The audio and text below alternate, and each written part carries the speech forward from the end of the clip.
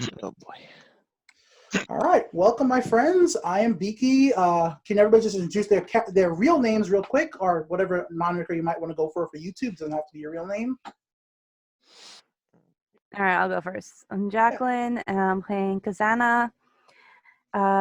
She is Air Genasi monk. I'm gonna work on making a drawing later for her. Okay. But yeah. Yeah, just a quick one, real quick. I'm Kimberly. I will be playing Madeline, a wood elf wizard necromancer. I'm Chris. I'm playing Alexander Salazar, the tiefling bard. And I'm James, and good day. I'm going to be playing Jaeger the Searcher, half-elf ranger. So that was Jagger. How do you pronounce it? Jaeger, just like a Jaeger bomb, or yeah. Jaeger. Jägermeister. Yeah. As many of you guys know, I'm going to be bad with names, but I'll try my best. So this is my first time ever running my own D&D campaign. This is going to be called The Deck of Many Monsters. Let's get into the world. You live in the world of Tempest, a world being overtaken by the sea. Resources are thin. Land is hard to find. There's only one continent left on the world. You have all had experiences of having to travel from your original homes to find new ones. Some of you guys have been with clans. Some of you guys have been hunters out to search. Some of you have had your wizardly ways and made magic your aid. Others have found their skills on sea, sailing around and trying to dominate the dangerous seas. But one thing is true of Tempest: the world, the land, is disappearing. Year by year, even day by day, islands connected to the last continent of Tempest slowly fade off from existence. With that being said, each of you have been contracted or sent out by your organization. Some of you might be monks. Some of you might be other organizations, and you are here to find a mysterious world called Monstrum. You all don't know the exact details of why exactly Monstrum might hold the key to solving the problems of your world, but the rumors say in Monstrum, you just might find ways to control the waters that take off your home world. So here's actually the exact tailored pitch as written on World Anvil, just for anybody who wants to know it or who guys want to check out my World Anvil pitch. As the islands around the world continue to be submerged, local populations have had to adapt into changing landscapes. People have had to continually move to larger land masses as smaller ones continue to disappear, almost like they're being herded. Sailors tell tales of vast trench splitting the seas, along with foolhardy adventurers who have found passage across its depths to a world called Monstrum. Some of these adventurers were returned to with a mysterious deck with the powers to tame the rising sea, though most never return. You have found yourself at the farthest south island on the world of Tempest. A ship waits for you, docked onto the last pier on this small island. As one of our players, Alexandra, will know, docking at small islands like these can be very dangerous, as at any time they might sink into the sea. So it would have to take a very skilled sailor to actually bring you to this location. Do you guys make yourself up to the docks of the sea, to the plank of this vessel? Of course. I mean, I need to make sure that they have all the good hands that they can have.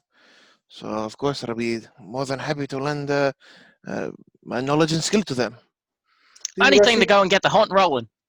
All right. You guys have all been sent here by your various organizations. As you guys approach the sea, you're basically coming out of a forest. You're just walking out of the forest. Other people sit on this beach, and there's one last pair.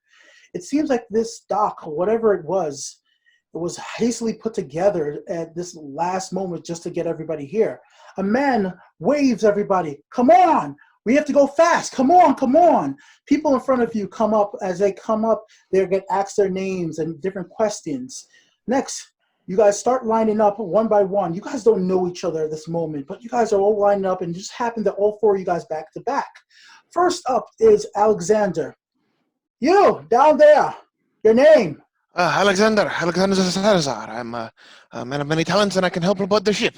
Please, let me on, and I'll be more than happy to, I don't know, man the bosun, whatever you need. Just make sure we get these people safely. Shh, shh, shh. You hear that? The waves. I hear them, they rise. A man standing higher up on the name Kremlin sits there in a cap and hat in blue, eye patch, dark skin. He tells his man, get them on now! We must leave! We must leave! Do the rest of you guys come on? They're just waving you on right now. Yeah, I pick up. I'm in a nice dress kimono with a parasol. I'm dressed looking like a nice, refined woman from the East. It's like, why must we move so fast? The sea will come. I will explain everything. Just get on. Captain, the docks are starting to bend. Get on now. Do the rest of the other two get on? Run straight on. All right. Hurry. Not too fast, but hurry. All right. As you walk up onto the plank of the ship, it is not in a too hurried manner, but this captain seems to know what he's talking about. As everybody seems to get onto the ship, you can start looking over, and you see the water level is unusually riding fast. It's a bright day. It's pretty sunny, and the water level would never normally, from your experience being more inland, only when you are at the coast, this is faster than anything you've ever seen. It's almost like the ship the island itself wants to sink and not let you guys get onto the ship. But the captain's skilled enough to get you to get on, and he pushes off, and everybody sets to sail. Well, you four are the last. Well, I guess I'll take care of this myself. I'm glad you guys was able to make it. My name is Kreml. Well, I heard his name, Alexander. Your name, madame? The one wizardly? Yeah, you Yes. I curtsy politely. My name is Madeline London, and I'm here for, what would you say, an adventure? Adventure? Pleasure. Well, pleasure. I don't think you're here for pleasure. In fact, I have something for you, and I have something for all of you, because you're the last four to come on the ship, so these must belong to you. You, over there, I don't see a stick and a bow. That's unusual weaponry to combine. Yes, what is your name? Oh, me? The name's Jaeger. It's cousin. She has a stick, a staff, and a bow. Yeah. It's our crossbow. Yeah, I got my parasol and my ears. Oh, it is from my master. My master just wanted to give me stuff to protect me. Yes, and he has protected you with what I'm about to show you. And the other, Jagger? Jaeger. Jaeger, yeah, I know your name already. You'll see why very soon. There's stories about you. Well, for my Madeline, is that your name, miss? Yes. Well, Madeline. here. Go ahead. Well, sorry for cutting you off, madame. No. Or Miss London, whatever you prefer. Don't mean to be rude. London. What a unique name. But Madeline it is for now. Here's a haversack. He throws it over to you. Thank you. Yes. This was sent by your patron. I was a little fuzzy on the details of who they were, but it's probably my father. Yeah, I'm not exactly sure, but he said to give you the sack. There's gold in one of the pouches, and he said there was a special hat in there. He told me specifically in the note to make sure you understand you need to attune to the hat, and the hat will allow you to cast spells with your hands free. The hat will take care of everything for you. I think it was called the Hat of Wizardry. It's only meant for those wizardry folks. I would assume you are wizardry, right? Oh, I dabble, but I shall check out the hat. My father is very, very dear to me, so. Yes, it's called a Hat of Wizardry. That's what it was. Yes, you surely could find more information. He should have left you a note in the bag. And once I had to make sure everything was as it should be by counting the gold he left for you. And he has left you 500 gold pieces to go on to this adventure. All right? Oh, thank you. Here, take one.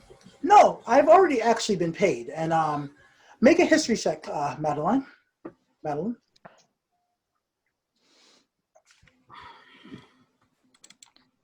17. All right, with a First roll of this campaign. Yes. Yep. With the 17, you've actually heard of this captain before. Kremlin, he's one of the few good last pirates of this world. He's upstanding. From everything you've ever heard, he's a fair trader. He takes what he needs to take and nothing else. That's so you're getting the impression that he's happy with what he's gotten and he won't take more than he needs to. Captain Kremlin, you're too kind. Thank you for giving this to me. No, I'll be honest. That is nothing compared to what your father has actually paid me. Your father has paid me a hefty sum to guide you on this path to receive the item that you all seek. Trust me, I know something about that. Well, yes, next over to Jaeger. Jaeger, that's your name, if I'm correct? Well, you I knew about. I've heard of your tales. You're one of the hunters of the Hunters Guild, are you not? Indeed. Yeah, I'll be honest with you. Here's your sack. He throws you over a haversack. They did not leave you much in the way of gold, but they did leave you a quite interesting quiver. It's a quiver of Elora. It's if I understand from the information written in the letter, has different magical rams you could leave items in. And it said for you to search some of these little pouches on this quiver of magic, and something has been left inside for you. If you don't mind, I would love to know what you have in there. Would you mind checking? Oh, sure thing. All right, so she's gonna go rustling through the haversack. Yeah, you don't actually have to look in it. Just you're basically he's throwing you a quiver right now, and he's telling you that the quiver is another item similar to the haversack. It stores your ammo and it stores it in an extra dimensional space. He's throwing it to you and asking you if you want to take a look inside, as he was told not to look inside of it. And see. Oh yeah, no, I'll definitely pull out what's in there. So you reach into one pocket, you don't find nothing. You reach into another pocket. Nothing as well. Reach into one last pocket and you feel a small pouch. You take it out. 10, 20, 100 gold coins. It's, thinking back on things, you're like, well, we were hunters. We didn't really do it for the money. It's understandable that they wouldn't have much to give me. And then you reach into another and you feel yourself an arrow. Quite sharp. You almost cut yourself, but skillfully you take it out. You reach for another one and you pull it out. It has a note wrapped around both arrows. Do you read it? It says simply, good times, right? Good times. Don't miss. This will help you hit your targets. Don't miss. And you take a second to look these over. Give me an Arcana check on these arrows.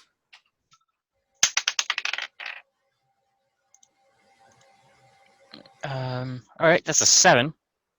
So you can't really make heads or tails of it. You hold up the arrows, you twist them. They look mighty well crafted. But to you, they're like, well, they're just regular arrows, and you're just looking at it. The rest of you guys are seeing him just staring at these arrows and in confusion. Could I come over and take a peek? I'm quite curious. For a Sheila like you, sure thing. Thank you. All right. Could I do an Arcana check? Yes, go for it.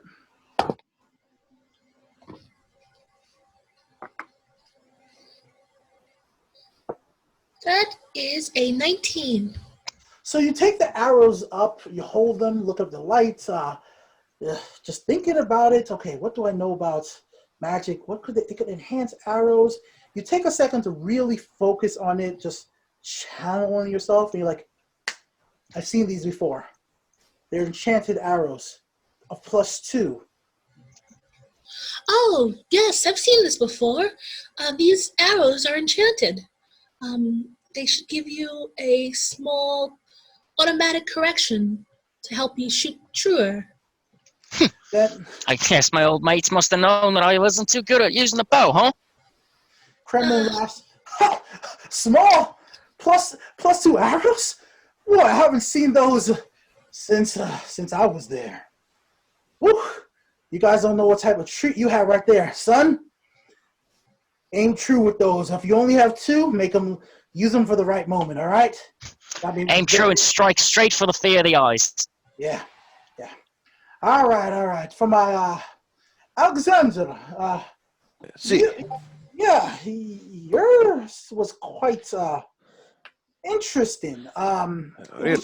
It was just a letter, and it says to give this to you from your biggest fan. So he That tosses is, over the haversack to you, and he says, well, check inside, I guess. not a surprise to me, but I am interested to see what's in there. And I'll A reach pair in. of I'll reach panties. it. I'll reach it. Yeah, I'll reach in confidently and.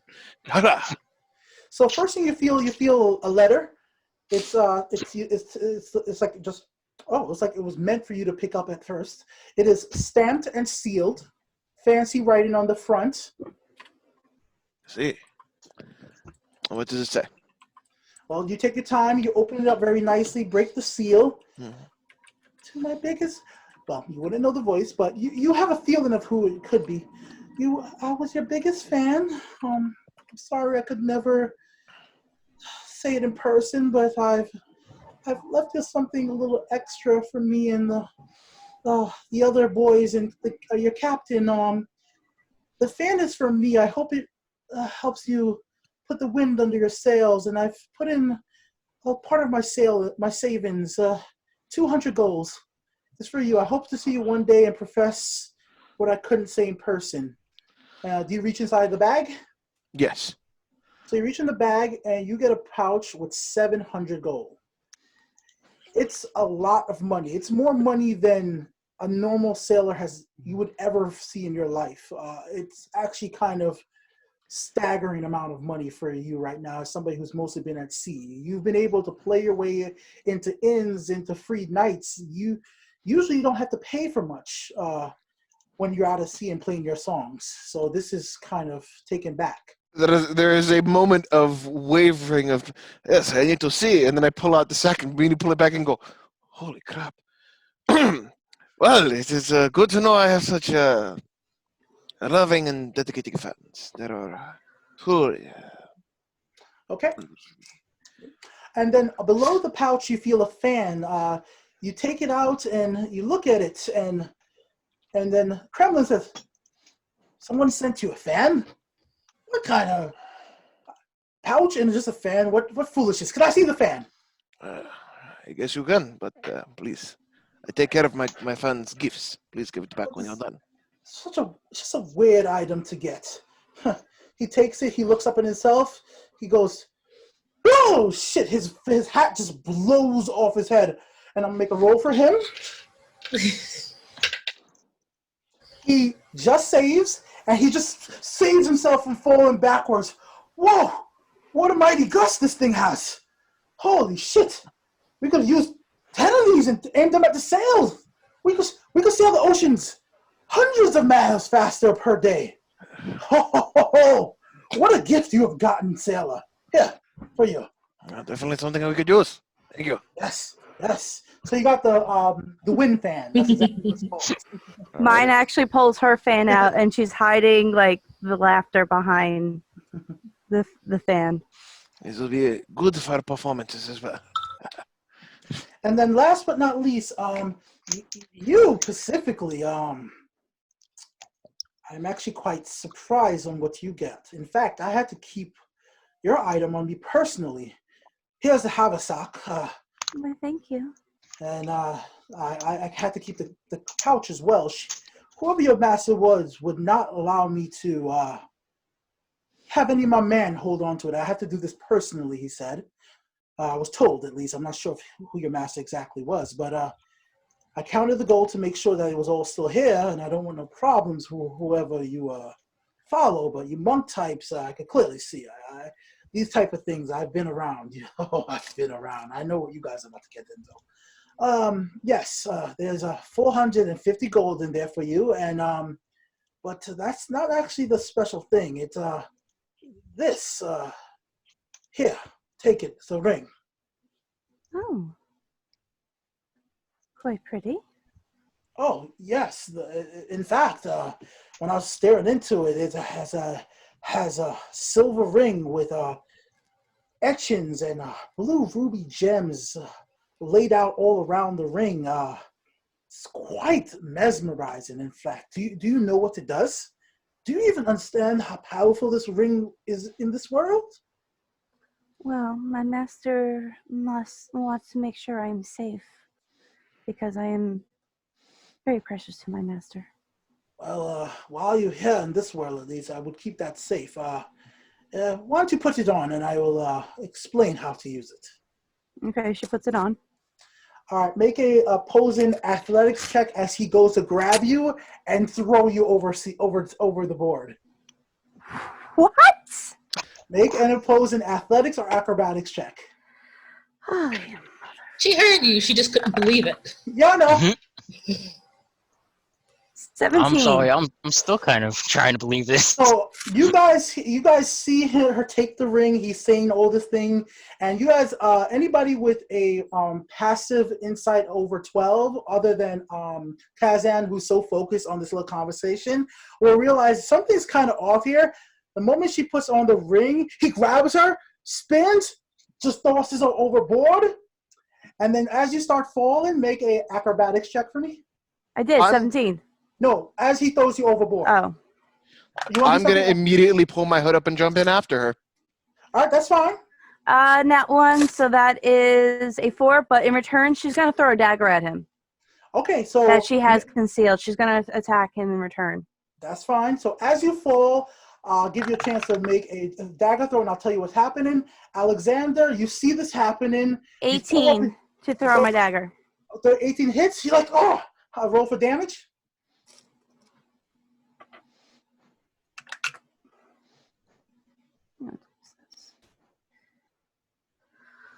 Four. So he takes the damage, like, oh shit, her face. Oh, I deserve that. So you see her falling over. She goes, tumbles, falls on just falls face down. But where her feet land, she's kind of floating on top of the water and doesn't immediately start sinking. And then you jump in, splash right in. And what do you do, Alexander? I was going in to try to grab her to pull her back on board, but as I splash down, take the look, see nothing, swim back up, and I guess you did not need a bit of assistance, I see. Well, why, thank you, but it wasn't necessary. Yeah, he looks over. Adeline will go over too. Are you guys okay? I'm gonna just take a rope and toss it over the side for the both of them and be like, Yes, all right, we're come okay. on, get back up. No, Yep. no ropes. I like you Sure? guys. Yes. We haven't set sailed yet. We're just away from the island. You don't have an idea where you're really going. Prove yourself. This is the ship can be scaled. Scale the ship. You could now walk on water. That's what the ring does. You know the world we live in. The ability to sail the seas by your foot. Oh, you must have such sway with your masters. She cares for whatever task she's given you. Or he, I don't know, I'm not sure. But yes, the ship, so the side of the ship is curved, but it's only about 20 feet up. He's asking you guys to figure out a way to get back up on your own. How you use whatever skills you want to do. I'm going to give you guys, it's a two, so you need 2 skill challenges. So tell me how you want to do it and what skills are you trying to do to get back up. Well, because I put it that she has 2 daggers because she launched 1 secret dagger. She's going to use the other dagger to try to get herself up there. So so you're going to be trying to stab and walk up? Okay, I'm going to stab and hoist up. Okay, so that would be to stab. You give me a athletics roll to go ahead and stab it in, and then give me an acrobatics roll to pull yourself up. And then what do you want to do, Alexander, to get up here? I was going to say if there's any loose rope, I can grab onto that and try to make an acrobatics check to run up the side of the boat and flourish my way back on top. So the rope that Jagger threw down was quickly pulled back up by the captain, but you see where the little dinghies and small ships, the boats hang off, that there are ropes over there, and they're about 10 feet up that you could try to grab, but you would need to get like a running start or I have 60 feet of swimming speed, so I dip down, sling back up, grab it, and run my way up there. All right, so first, from the talk with Kazin, what was your roles in athletics and You mean acrobatics? acrobatic? No, both. You had to do athletics to stab the knives in to get a hole in, and acrobatics to go ahead and hoist yourself up. So give me both roles. Well, usually anything monk related for athletics gets substituted with acrobatics. Cool. If that's one of your features, I will allow that. Yeah. So she got a 12, Mm-hmm. the first one, Okay. and a 14 for the second. Okay, and I'll get right back to you. Alexander, what did you get? Roll it. Yeah, 14. Oh, this is pretty good. I will give you advantage on your roll for dipping down on the first roll to jump up 10 feet because that's pretty fucking cool. I will say, just to make it easy, it is 17 plus 6. So 17 plus 6, so you easily swim down and you fly up. And as you're doing that, you look over to Kazin, and she stabs a knife in there, and just one knife, you didn't even bother, and just pull yourself up with a muck skin. And right before you, Madeline, is now this wet, beautiful looking dress. And what's your reaction? How do you feel right now, Kazin? Like, what's your facial expression? Oh, she is trying to look polite, but her eyes, pretty much in her mind, she's marked the captain. as I land with my flourish, I cast prestidigitation on her to dry her, and the same on myself to look fabulous. Why, thank you. Of course. Jagger just starts clapping. Oh, well. I haven't seen a bunch like you in a while. In quite some time. Well, I next recommend that you don't throw overboard the people you wish to have on your side. Madeline You will better be slowly quite creep careful, else over you might have a away mutiny on from the your hands captain, next. just to make sure. No, what? She's a monk. She has the skills. I knew she would be fine. The ring would have saved her, even if she could not swim, which I don't know. Can you swim? I'm sorry if you couldn't swim. She moves up to the captain with the fan. She goes, "If my master knew what you were doing, your throat would have been slit by the end of this night." Maybe, but my master has paid me very well to keep you alive until we get to our destination. So I think for now you have to live, because I think if you do not live until I get to where I can't keep my name, can't keep my contract, it all goes pretty bad, Give me a history check, Kazin and Alexandra. DC's 20. Yeah, I only got 17. Oh, you muted yourself, Chris. History. No, I got an 8. So as he talks, you just can't, his mannerisms seem familiar to you. You think you've heard stories, but you just can't put it down. Just can't. So he looks over, well, you got the ring, and then he looks over to you, Jagger. Well, I've heard of you. You've made some mess hunting some of the beasts, some of the big ones. Tell me about your hunts. Tell me, what was your biggest game in recent months?